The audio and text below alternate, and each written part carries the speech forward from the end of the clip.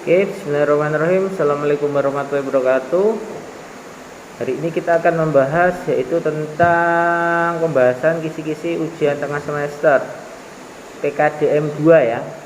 Anestesiologi Fakultas Ilmu Kesehatan Universitas Muhammadiyah Purwokerto. Oke.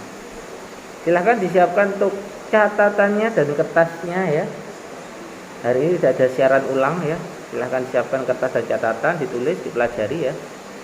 Oke, soal yang pertama kita masih belajar EKG ya. Nah, EKG itu singkatannya apa EKG? Nah, pertama itu ya. Selanjutnya pengertiannya tentang elektrokardiografi itu apa? Pengertian tentang elektrokardiogram itu apa? Ya. Selanjutnya ilmu yang mempelajari tentang aktivitas listrik jantung itu apa? Ilmu yang mempelajari tentang aktivitas listrik jantung ya. Kalau listrik jantung kan sistem konduksi jantung ya. Kalau ilmu yang pelajarinya apa?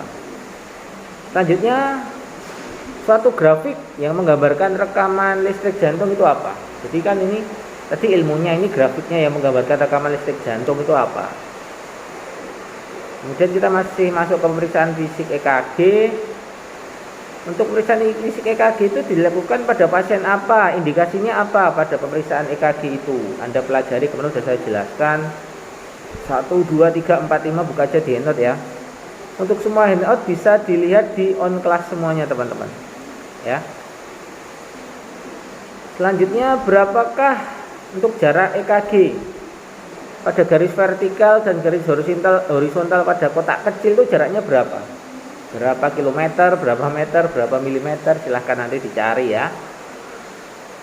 Nah, kemudian jenis sadapan, pengertiannya apa? Sadapan bipolar itu apa? Sadapan unipolar itu apa? Pengertiannya silahkan dipelajari teman-teman ya.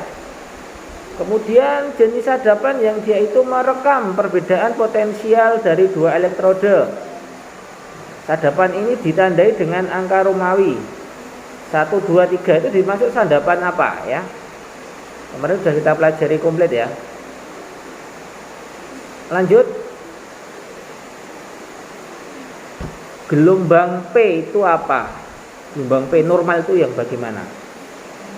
Kemudian gelombang normal Q itu bagaimana? R bagaimana? S bagaimana? Dan T bagaimana? Buka aja di handout saya. Handout bisa lihat di on class, sudah saya upload semuanya komplit ya. Selanjutnya gambaran yang ditimbulkan oleh depolarisasi atrium disebut gelombang apa? Ingat, depolarisasi atrium berarti atrium. Kalau atrium itu yang bermasalah berarti ada gelombang apa? Kuncinya adalah itu ya. Ketika menjawab soal, berarti selain jawaban itu berarti salah semuanya ya. Selanjutnya gambaran yang ditimbulkan oleh repolarisasi ventrikel disebut gelombang apa? Tadi kan atrium, kalau ini ventrikel itu gelombang apa? Nanti silahkan dicari ya. Otomatis Anda harus tahu gelombang P, Q, R, S, T, U itu harus tahu ya. So kalau ini bermasalah itu berarti yang bermasalah apa? Kemudian dijelaskan tentang interval QR. Interval QR itu apa? Kemudian interval PR, ST, QT, dan SQ. Selanjutnya kalau interval yang dia itu diukur dari permulaan P sampai dengan permulaan QRS. Nah, itu termasuk interval apa? Kemudian interpretasi hasil EKG, pengertian dari yang pertama sinus ritme apa? Takikardi itu apa? Bradikardi itu apa? Infak miokard akut itu apa? Perbedaannya sama out miokard infark ya, teman-teman ya, itu ya. Kemudian tujuan dari pemeriksaan EKG itu apa tujuannya? Tujuannya dari pemeriksaan EKG pada pasien ya. Itu tujuannya apa? Selanjutnya salah satu bentuk pemeriksaan untuk mengetahui kesehatan jantung itu apa? Pemeriksaan untuk mengetahui kesehatan jantung teman-teman ya. Selanjutnya adalah pengertian tentang inspeksi, palpasi, perkusi apa dan auskultasi itu harus Anda pelajari ya. Pengertiannya aja ya.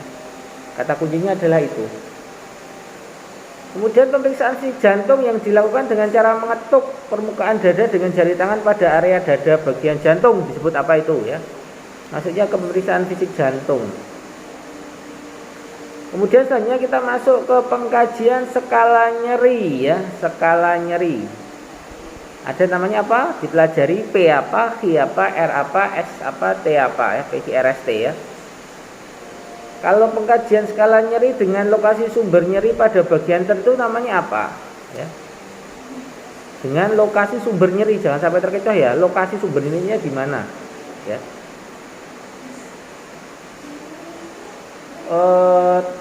Lokasi anatomi pada ictus cordis.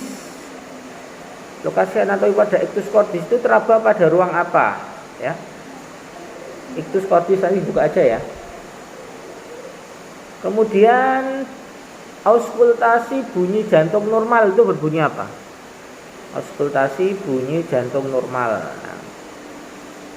Kemudian selanjutnya pengertian dari stridor, ya, ronci, galop, murmur, dan lubduk. Selanjutnya pemeriksaan fisik jantung dengan auskultasi. Bunyi jantungnya itu ketika diauskultasi itu suara seperti gemericik, seperti turbulensi darah, itu disebut apa? Ya. Selanjutnya suara jantung ketiga S3 disebabkan oleh apa? Kok bisa terjadi suara jantung ketiga ya? Kemudian selanjutnya pemeriksaan fisik jantung dengan mendengarkan dengan stetoskop, itu namanya apa ya?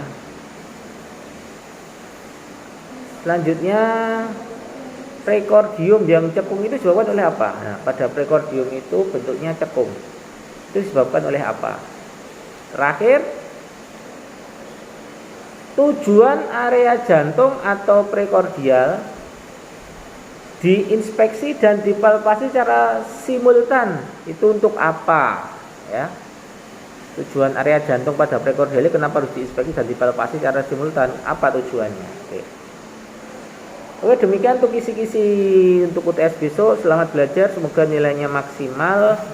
Jangan lupa minta doa restu orang tua, sholat yang rajin 5 waktu, banyak berdoa, banyak beribadah, baca Quran, dan jangan lupa belajar yang sungguh-sungguh. Demikian kisi-kisi dari saya, kurangnya dari saya, dan semoga Allah Subhanahu Wa Taala. Wassalamualaikum warahmatullahi wabarakatuh. Jangan lupa untuk mengisi presensi di kolom komen di sini ya, nama dan NIM. Terima kasih.